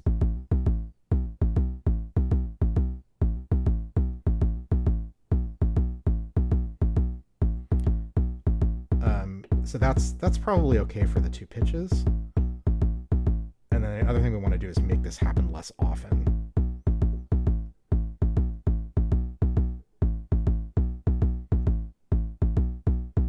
So I'm going to change it to like a divide by 3 clock. And then change the width of it so that the amount of time per cycle that it spends as a high value is fairly low. So we mostly have low pitches, but occasionally a high one. Does that make sense? I probably didn't explain that super well.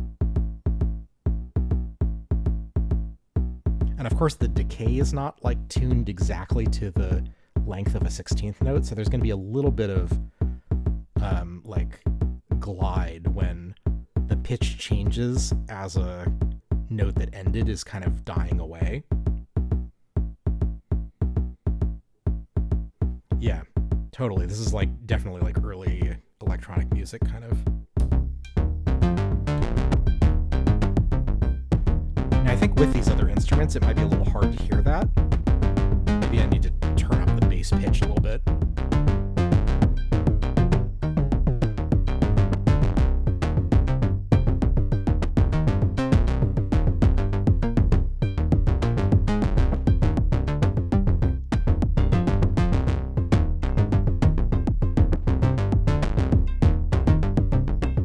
I'm not sure how well you can really hear that. Maybe I need to give it more pitch envelope.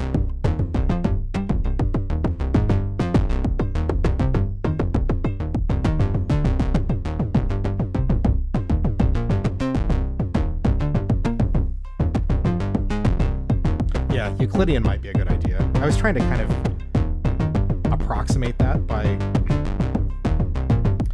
just kind of using uneven divisions of when the gate would be high. But yeah, let's do Euclidean. That's probably an easier way to think about it. So I'm going to change the width back to 50%. And I'm going to change the clock division to ×4. So we're getting a different value per pulse of the clock. Then if we go over to the Euclidean mode, then we can give it, I don't know, like 7 steps and maybe 2 active triggers. Let's mute the other sounds so we can see how noticeable it is. I don't hear anything.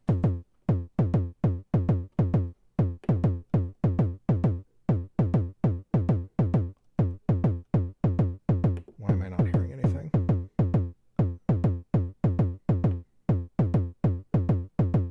Did I change the level too low or something?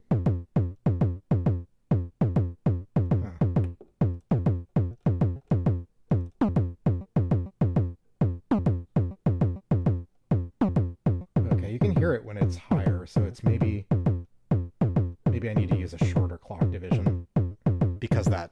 I'll have to experiment with this a little bit. Let's do maybe. Yeah, there we go. So 2x instead of 4x gives enough time when those Euclidean triggers happen that you can actually hear it ring out before it goes back to its base value.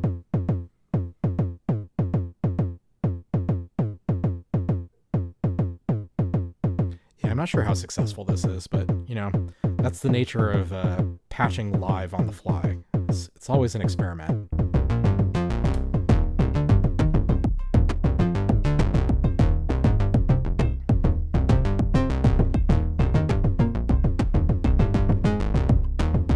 The other thing we can do is we can multiply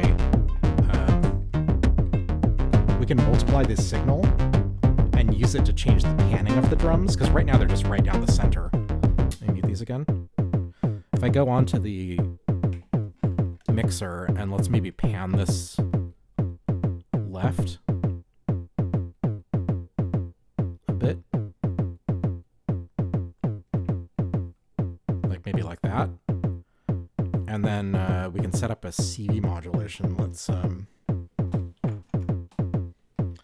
send this into a mult, and then one copy into the crater pitch CV as it was, and then another copy into the mixer's expander CV input, where we can set up a modulation. So we'll go into the expander, create a new modulation.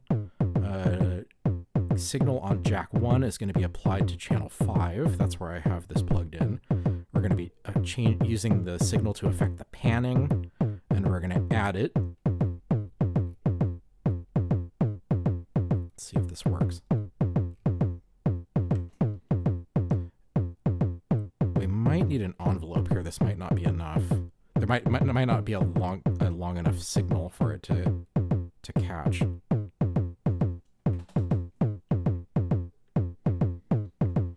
Seeing any signal coming in. I think the amount of time that gate is high is maybe too short. Okay, we can, instead of a mult, we can do another output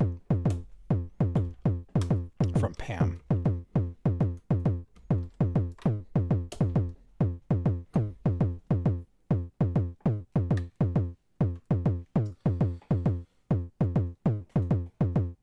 Let's get another long cable, and we'll come from output 2. Is this going to be even long enough? I might need a longer cable than this. Oh, that's not quite. I need my longest cables. Output 2 of PAM into input 1 of the expander. Okay, there we go. That's a strong enough signal that you can hear the difference now. So let's back off that amount. There, you hear that?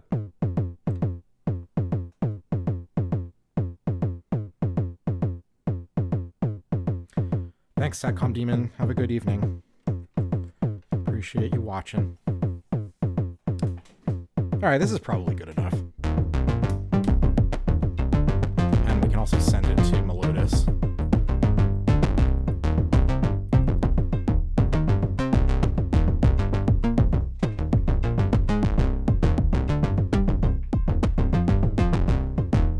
Not bad.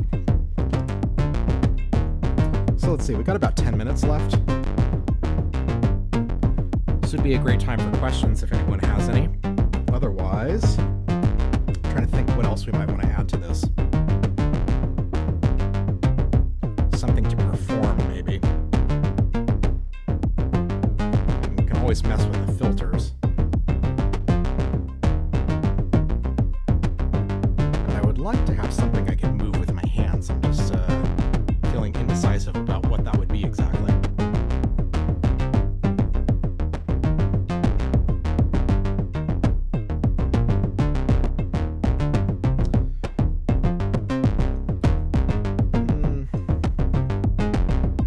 Maybe we'll just send a couple of channels of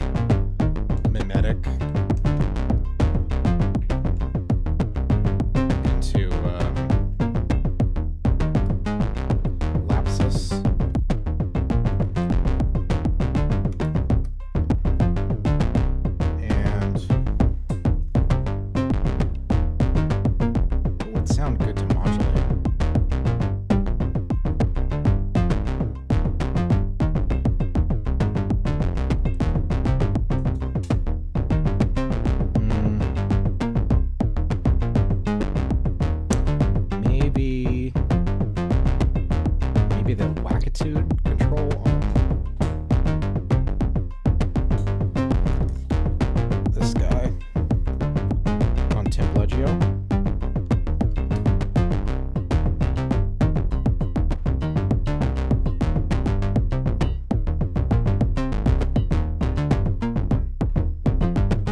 And it's not really performable enough. I think just having the extra modulation just sounds better.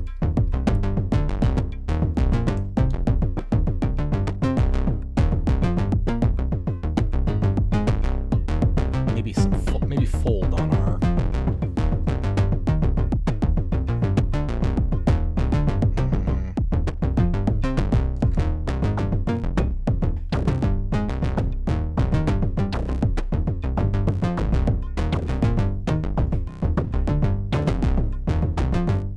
yeah, need something higher, huh? Wasn't sure I really wanted to spend the time doing another melodic part since we don't have much time left. Just trying to get something that was kind of an interesting modulation, but yeah. Maybe just a low chord from plates.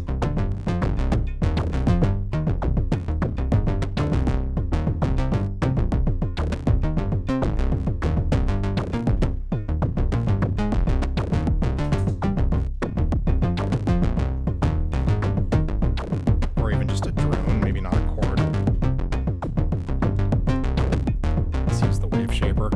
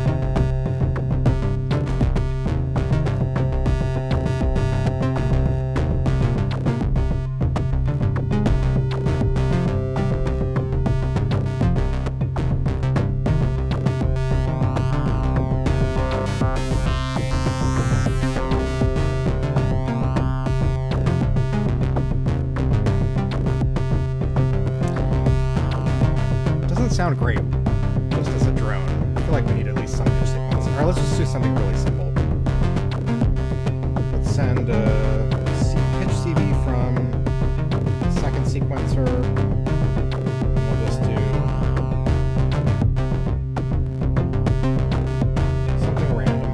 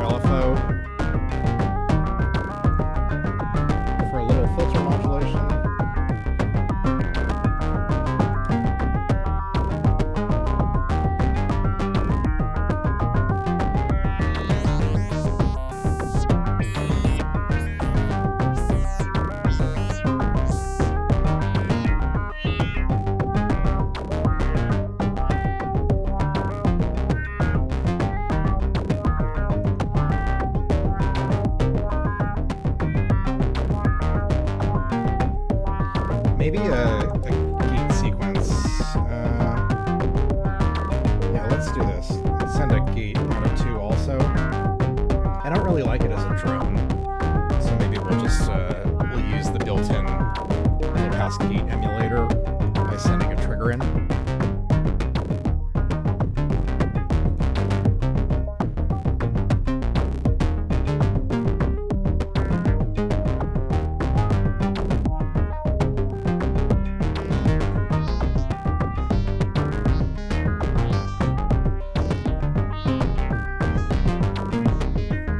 Close enough. Should we try just a different sequence?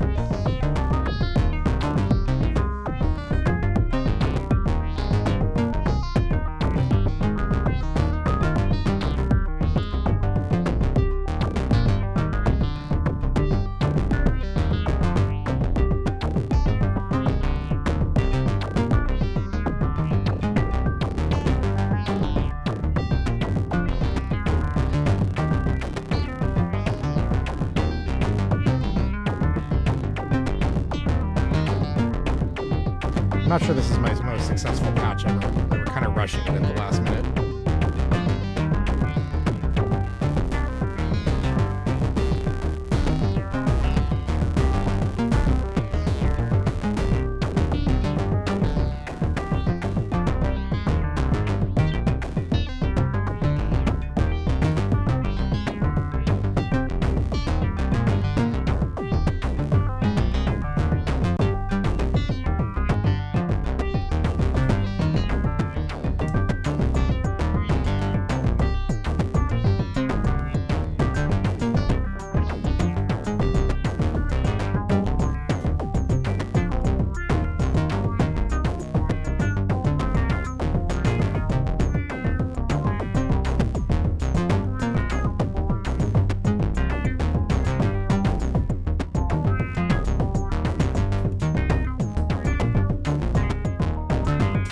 Send this bad boy to Melodus, get a little nuttier.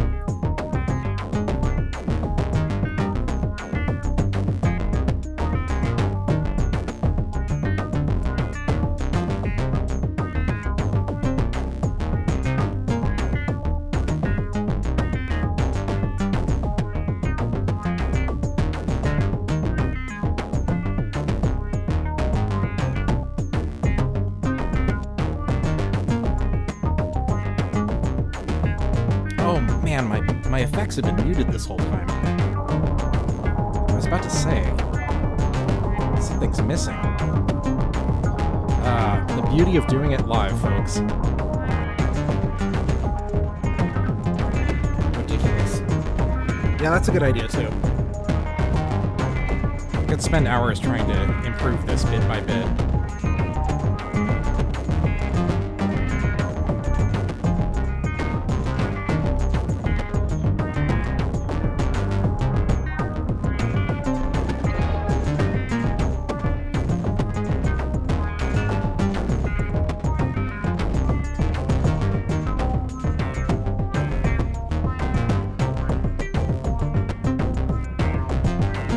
That's not a bad sequence.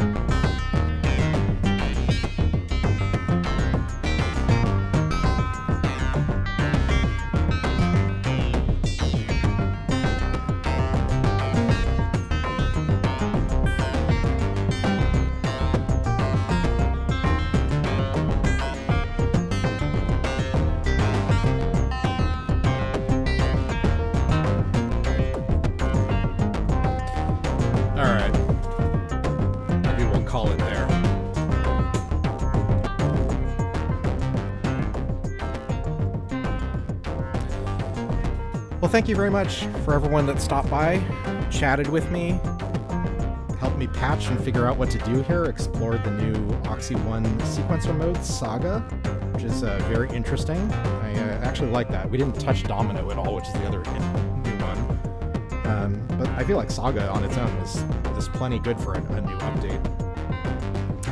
Again, my name's Jimmy. Thank you very much for watching.